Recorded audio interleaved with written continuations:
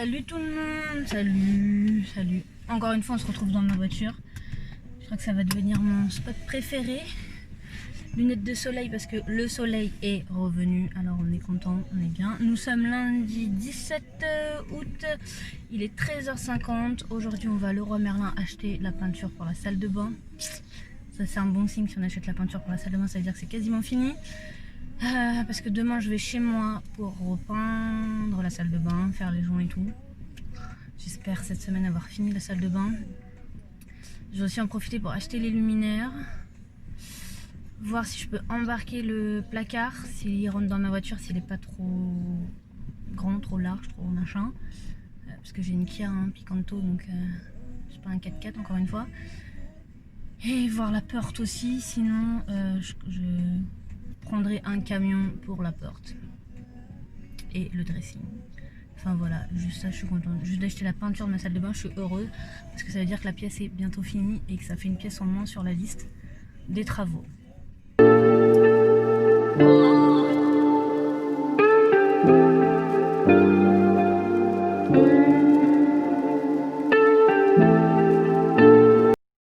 Donc mes achats d'hier, Leroy Merlin. Des luminaires. Ensuite ça c'est les poignées pour la porte coulissante. Une de chaque côté et la peinture pour la salle de bain. Basique, hein, blanc.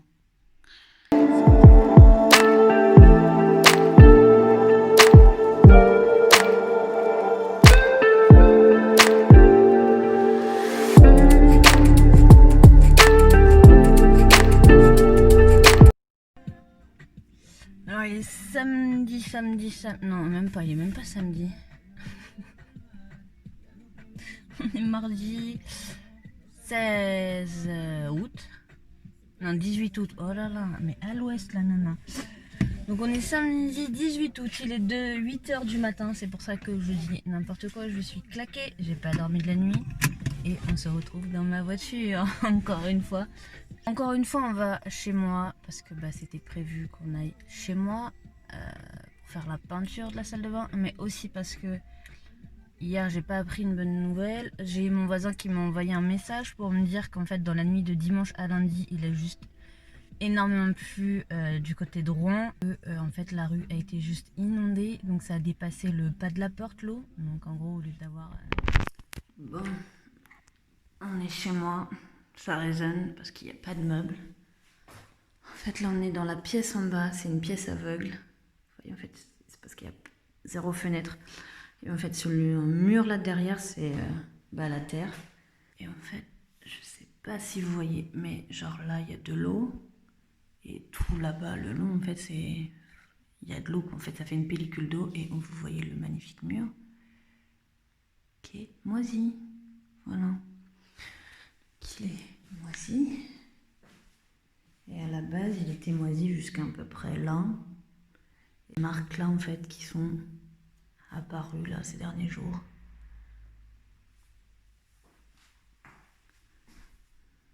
Voilà. C'est bien dégueu. Et encore, vous n'avez pas l'odeur d'humidité. Mais moi, j'ai l'odeur d'humidité. Donc, on voit là. Donc, comme vous avez pu voir, du coup, ça va en fait. Je pensais que ça allait être pire que ça. En fait, je suis en train de voir, parce que là, vous êtes sur mon bureau, comme je vous avez dit la dernière fois. Et en fait, juste en dessous, il y a deux petites traces d'eau, comme si on avait fait tomber un fond de verre d'eau. Si ma phrase était française. Donc, c'est-à-dire qu'il y a de l'eau qui est passée quand même par là, sauf qu'au sol, juste là derrière, j'ai des cartons qui sont au sol, et en fait, ils n'ont pas l'air d'être humides. C'est-à-dire quand on touche au niveau du bas du carton, le carton n'a pas été trempé, il n'y a pas cet effet de tremper.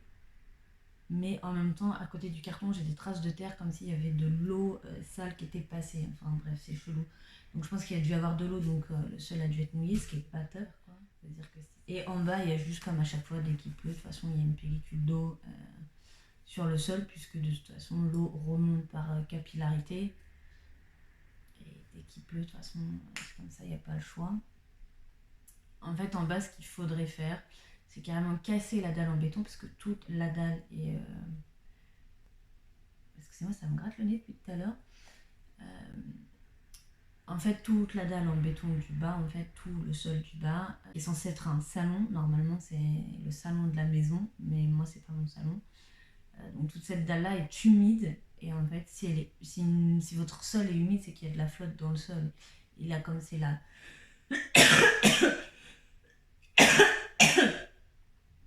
Et comme on est sur du rez-de-chaussée, c'est forcément que, en fait, ça, c'est dû à la... C'est que l'eau remonte par capillarité. Et donc la seule solution, c'est de casser toute la dalle et de tout refaire. Je connais pas les prix, mais je me doute que ça coûte un petit bras. Et ça, c'est pas pris en charge par les assurances. Ce qu'il faut savoir, en fait, dans les assurances, quand vous avez un problème, si votre assurance vous rembourse, c'est-à-dire que ça vous verse de l'argent suite à une déclaration de sinistre, en fait, ce qu'elle vous rembourse, c'est pas la cause du sinistre, c'est les conséquences du sinistre. Par exemple,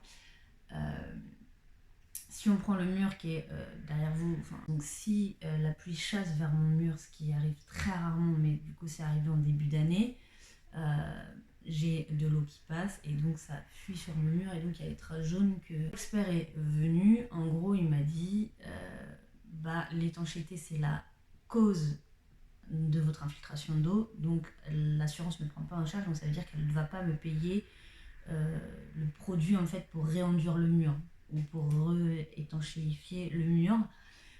Par contre, la conséquence c'est que mon placo a pris l'eau, donc du coup il est humide parce qu'il y a des traces d'humidité.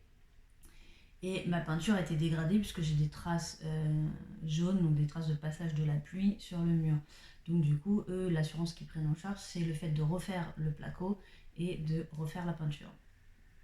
Voilà, donc parce que la conséquence du sinistre, c'est que mon mur a été dégradé, en l'occurrence le placo et la peinture dans mon cas, et c'est ce qu'ils prennent en charge et c'est ce pourquoi vous payez une assurance. En fait, vous ne payez pas une assurance en cas de problème d'étanchéité, puisque de toute façon, au bout d'un moment, c'est ce qui arrive à toutes les maisons. Voilà, en fait, la seule chose qu'on vous rembourse, c'est du placo et de la peinture. Donc je ne vais pas me plaindre, c'est toujours ça de prix, hein, parce qu'un pot de peinture, c'est 40 balles quand même. Donc c'est plutôt pas mal. Là, pour le... Oui, non, c'est ça. C'est qu'en fait, j'ai des traces d'humidité sur mon placo, aussi au plafond, je viens de découvrir. Là, voilà. Donc là, c'est le plafond. Et là, voilà, 2 traces d'humidité, c'est top. Ça vient du toit, on est content. Voilà. En fait, ce toit-là, enfin ce plafond-là, là, on se rassoit. Ce plafond-là, je l'ai changé il y a 3 ans. Parce qu'en fait, il y avait une fuite d'eau. Ouais, désolée, ça m'énerve en fait de découvrir des nouveaux trucs. À chaque fois que je viens, en fait, je découvre un nouveau truc dans la maison, donc c'est top, on est content. En fait, quand j'ai acheté la maison, il y a eu une infiltration d'eau au toit commun. En fait, j'ai... à la jonction de mon toit avec le voisin qui est juste de ce côté-là, la jonction est juste morte. Et moi, quand j'ai acheté, en fait, je l'ai pas vu, j'ai pas fait attention. En fait, c'est pas un truc que j'ai regardé d'aspect, la toiture avait l'air nickel. Et en fait, j'ai pas vu que la jonction était morte. Et en fait, je pense que les anciens propriétaires de cette maison étaient au courant, puisqu'on a une trace d'infiltration d'eau sur ce mur-là. Et les anciens propriétaires d'à côté, eux aussi, étaient au courant, puisqu'aujourd'hui, c'est un autre propriétaire, ça fait 2 ans qu'il l'a, donc il arrive 1 an après moi à peu près. Au vu des dégâts que lui, il a chez lui, les dégâts datent pas d'hier, clairement. C'est pas une infiltration d'eau, lui qui est arrivé il y a 2 jours, c'est vraiment une infiltration d'eau qui date depuis plus longtemps. Pour vous dire à quel point c'est chaud, c'est que quand il pleut dehors, il peut dans sa chambre, parce que lui, la pièce là derrière, c'est sa chambre. Voilà, à cause du toit qui meurt. Et donc moi, j'avais une infiltration d'eau donc sur ce plafond, parce qu'au-dessus c'est le toit, et il y avait des tôles, et en fait les tôles elles étaient mal faites, parce que à côté de la chaudière j'avais un conduit de cheminée, et au niveau du conduit de cheminée à l'extérieur, les tôles étaient mal mises, et donc entre le conduit de cheminée et la tôle, il y a l'eau qui passait, et donc toute la laine de verre du plafond était juste imbibée de flotte. Et donc moi j'ai emménagé, l'eau passait par l'ampoule en fait. Donc pour vous dire à quel point c'était dangereux aussi, puisque l'eau passait par l'ampoule. Et je me souviens parce que j'avais stocké la plupart de mes cartons dans cette pièce-là, et du coup, il y a des cartons qui avaient été trempés.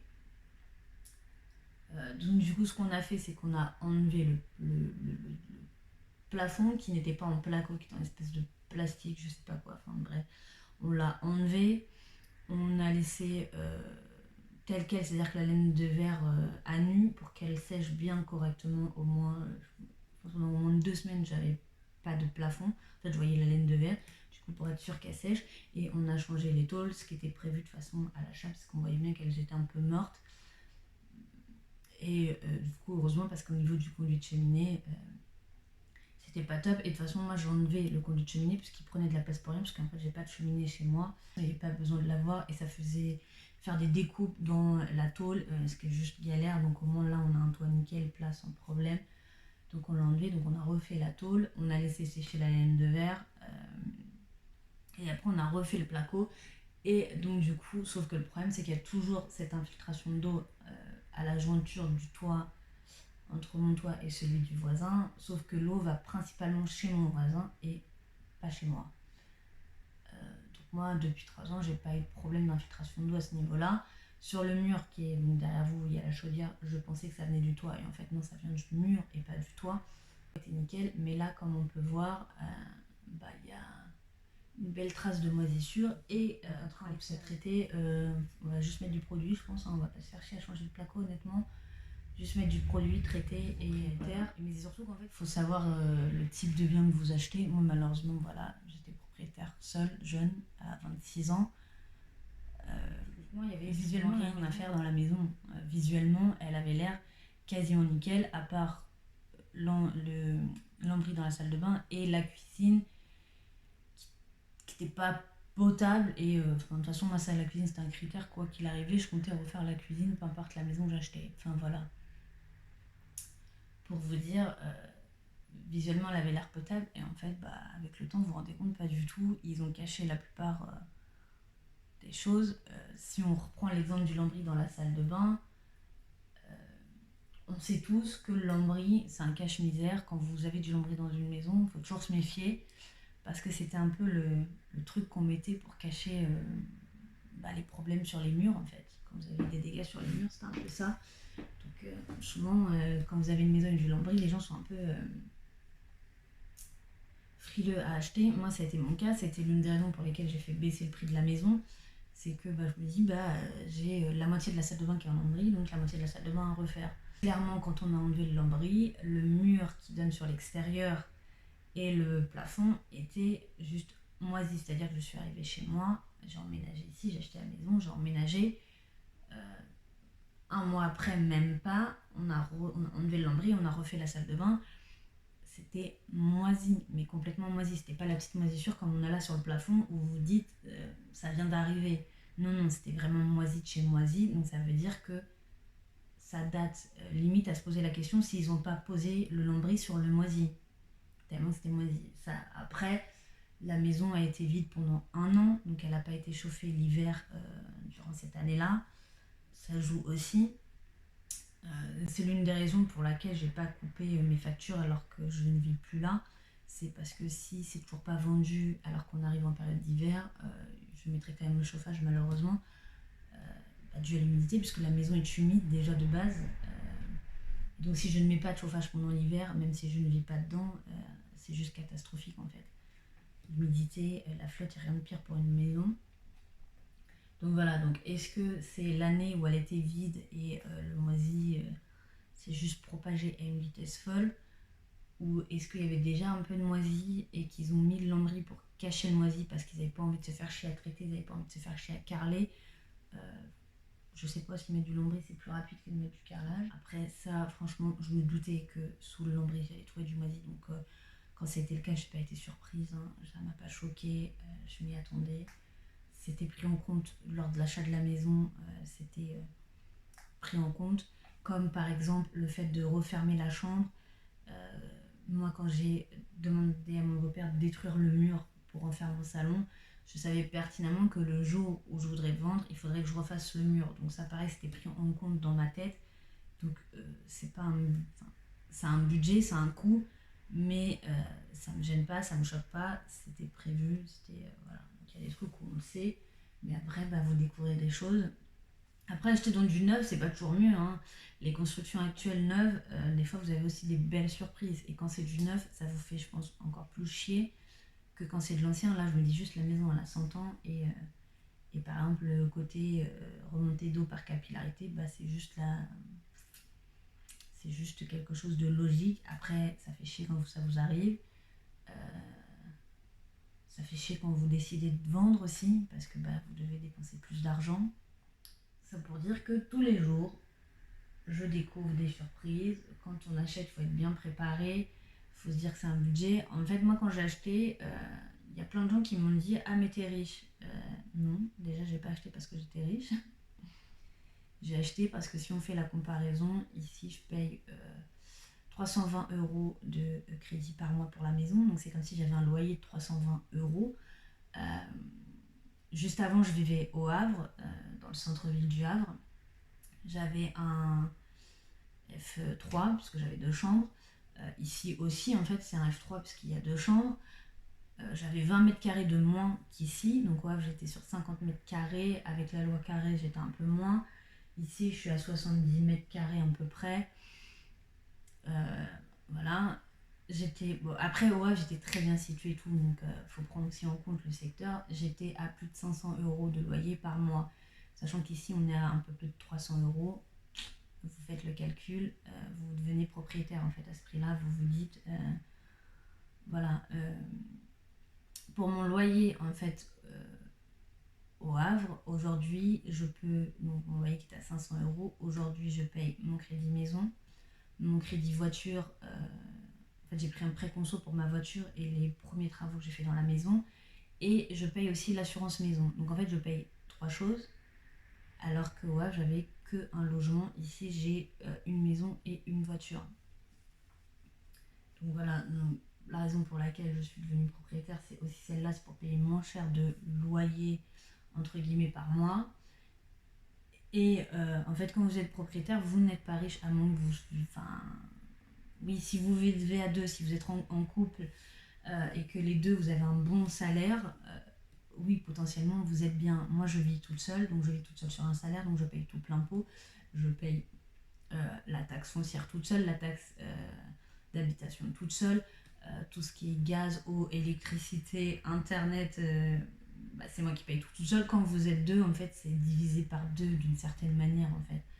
Vous avez par exemple toutes vos factures qui sont prises sur un salaire et il vous reste un salaire pour vous faire plaisir. Moi, tout est pris sur mon salaire et après, j'ai pas d'autre salaire à côté pour me faire plaisir. Donc non, je ne suis pas riche. Et quand il vous arrive ce genre de problème, vous êtes encore moins riche, surtout si vous n'étiez pas préparé et que vous n'avez pas pu mettre de l'argent de côté, ce qui est mon cas en fait. Du coup, voilà. Donc quand on est propriétaire, nous, on n'est pas riche. Et certains peuvent parce qu'ils ont des salaires derrière qui va. On n'a pas tous le même salaire. Moi, je me faisais à peu près 1500 € net, ce qui n'est pas négligeable, mais avec mes factures, c'était pas le top.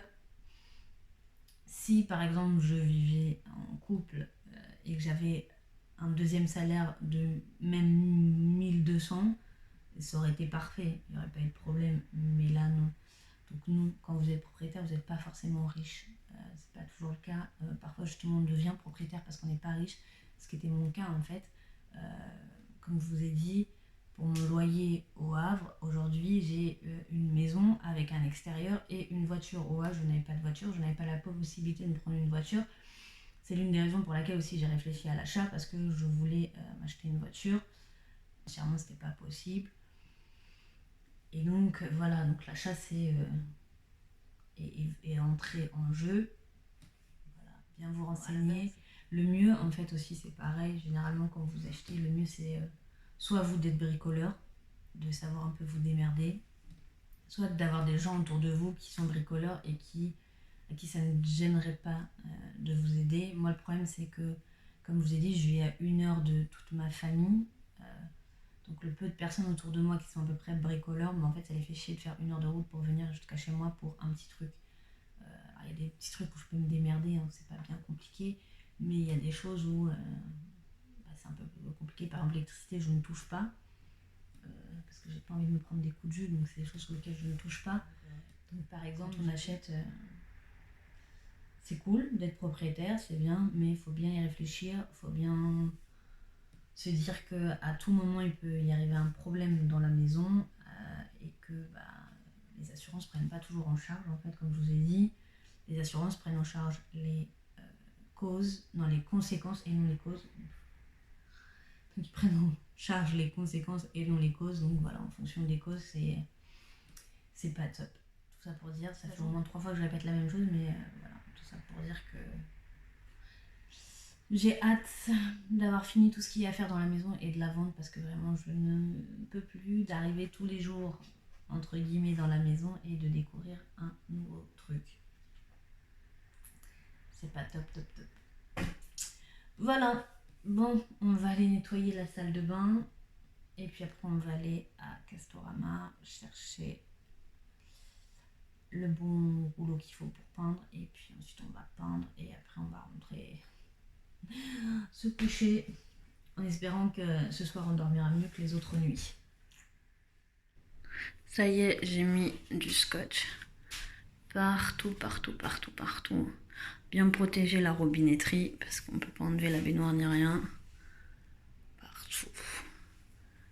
Là-bas. J'ai même protégé mon sèche-serviette. J'avais la flemme. En fait, là, j'ai mis du scotch juste derrière, histoire de, quand je vais passer le rouleau, de pas mettre de la peinture. Et à la fin, j'avais la flemme de faire barreau par barreau, donc j'ai mis des sacs poubelles. Mais voilà. Normalement, ça, on peut l'enlever, sauf qu'ils ont tellement serré au niveau du bas du tuyau qu'on n'arrive plus à le desserrer au risque de casser la tuyauterie. Donc, on va éviter de casser la tuyauterie. Il y a assez de problèmes comme ça dans cette maison. Première couche de peinture posée. Je pense que là, sur le mur, là, il en faudra au moins, je pense, 3. Il faut toujours une deuxième couche. On verra la deuxième, mais je pense qu'il en faudra une troisième. Puisqu'en fait, c'est la partie où il n'y avait plus de peinture, où j'avais réussi à retirer la peinture. Enfin bon, je vous montre, mais vous voyez pas trop la différence. On voit mes mains qui sont juste pleines de peinture. Je suis comme les gosses à l'école qui mettent autant de feutres sur leurs feuilles que sur leurs dessins.